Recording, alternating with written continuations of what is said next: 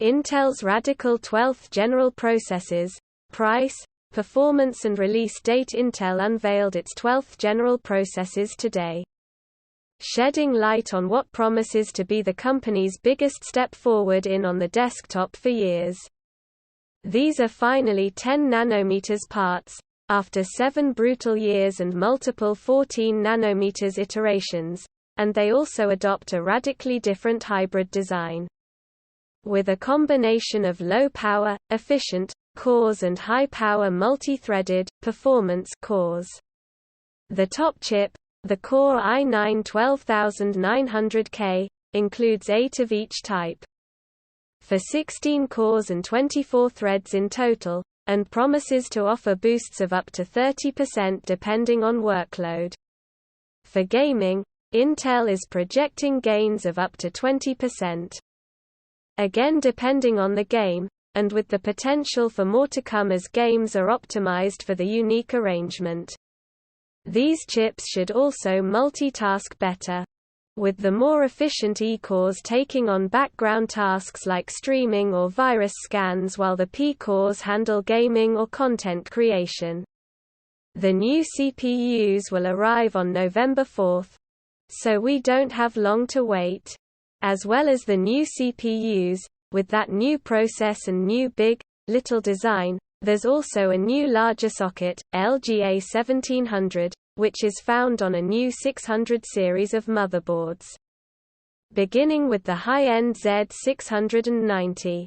Some of these boards support a new RAM standard, Ddr5, and a new PCIe standard, 5.0 that doubles available bandwidth per lane.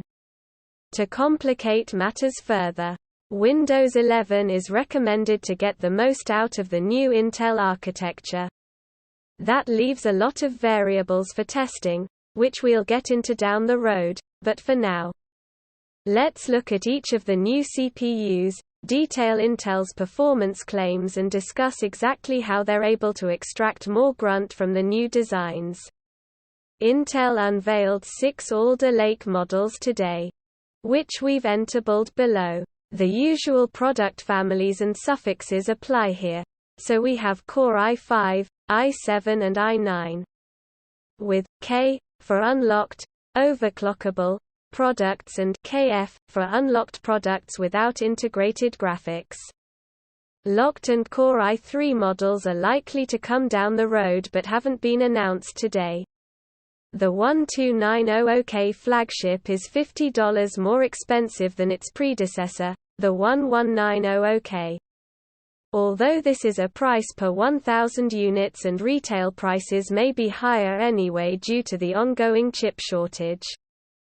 Processor cores, P, E, threads P Max Turbo E Max Turbo Smart Cache cost E9-12900 Kelvin 16, 8E, 8P, 245.2 GHz asterisk 3.9 GHz 30 million Brunei dollars 589i9-12900 kilofarads 16, 8E, 8P, 245.2 GHz asterisk 3.9 GHz 30 million Brunei dollars 564i7-12700 kelvins 12, 8P, 4E, 205.0 GHz asterisk 3.8 GHz 25 MB $409i7-12700 kilofarads 12, 8P, 4E, 205.0 GHz asterisk 3.8 GHz 25 MB $384i5-12600 kelvins 10,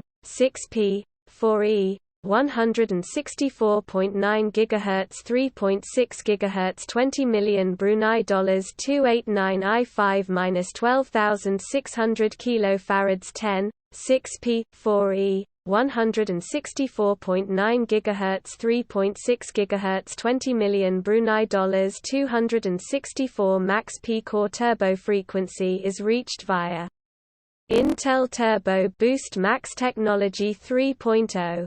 Standard max P-core turbo frequency is 100 MHz lower. You can see why we didn't put the full name in the table. All of the chips have a base power spec of 125 W. With a maximum turbo power of 241 W for Core i9, 190 W for Core i7 and 150 W for Core i5. Interestingly, Intel told us that these unlocked chips will turbo indefinitely now. In line with how most motherboard manufacturers were implementing turbo limits anyway, something that should hopefully level the playing field between boards with conservative and aggressive power strategies. A good chunk of the extra performance comes from a much larger L3 cache than we saw in 11th Gen, a move that mirrors what AMD has done with its recent Ryzen processors. This should help to mitigate the higher latencies we're seeing from Ddr5 Ram, as the processor will have to fall back to RAM less frequently with a larger cache, and generally improve performance by a reasonable amount. Intel also spoke highly of its Thread Director microcontroller, which monitors instructions and CPU conditions like thermals and frequency and relays suggestions to the OS scheduler about which workloads should be prioritized. The scheduler is the one that ultimately makes the decision on which workloads run on which threads, allowing for user input as well. The Windows 11 scheduler is more advanced than its Windows 10 predecessor, having an awareness of each core's performance at a given frequency, which is where Windows 11 performance gains, and consistency improvements, should come from.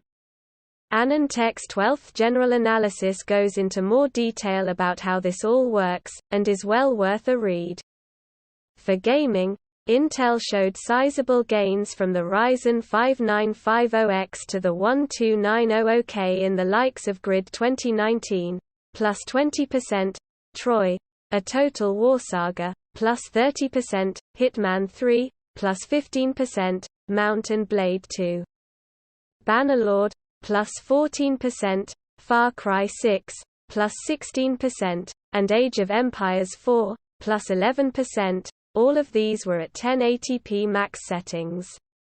Other games showed minimal advantage for the AMD processor, around 3% in Shadow of the Tomb Raider and a margin of error advantage in Crysis Remastered.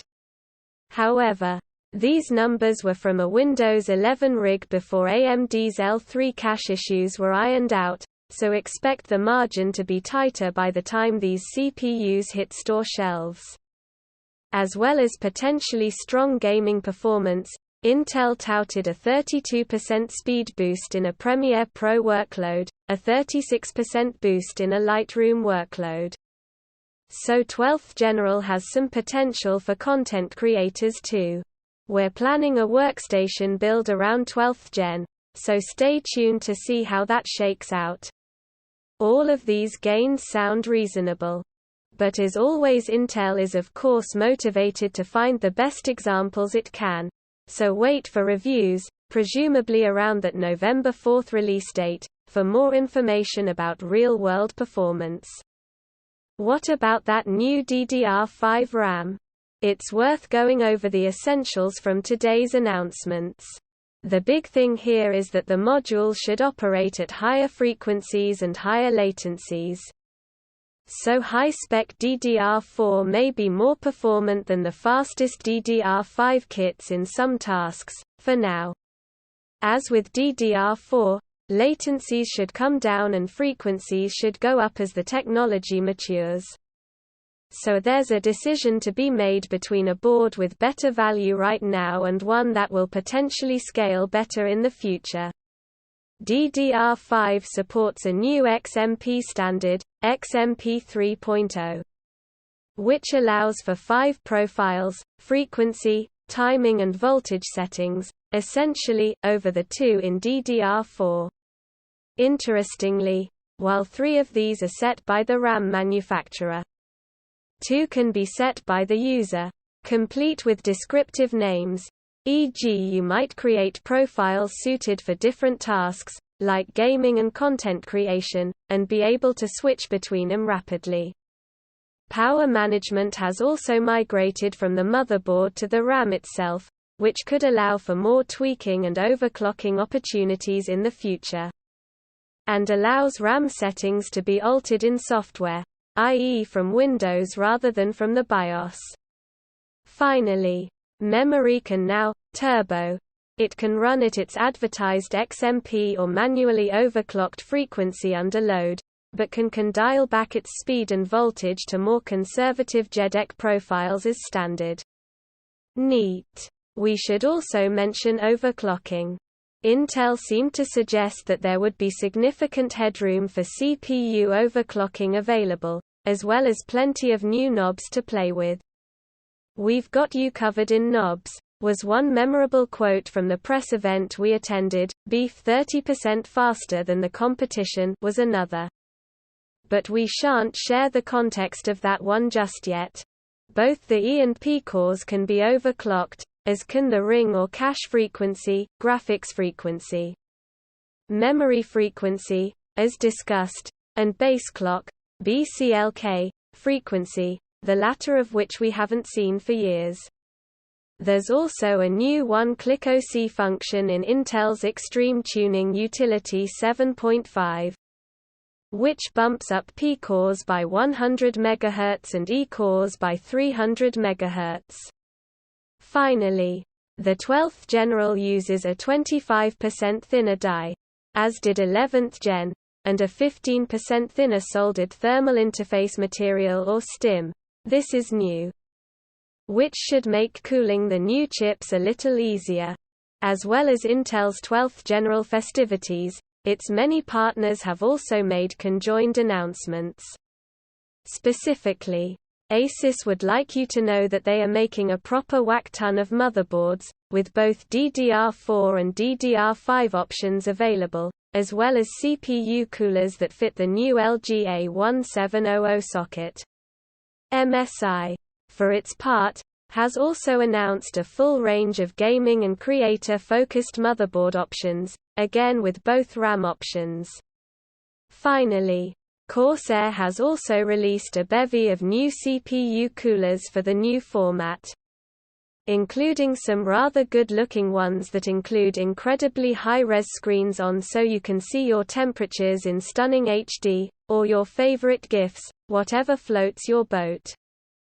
They're also cranking out DDR5 memory kits, complete with glorious RGB, as are other memory brands like Crucial, G-Skill, PNY and XPG.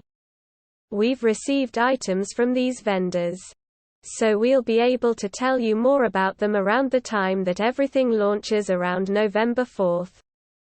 We're looking forward to testing these new CPUs and their associated kit out ourselves and letting you know exactly how well Intel's performance claims are borne out in the real world. Until then, why not let us know what you think of the announcement in the comments below?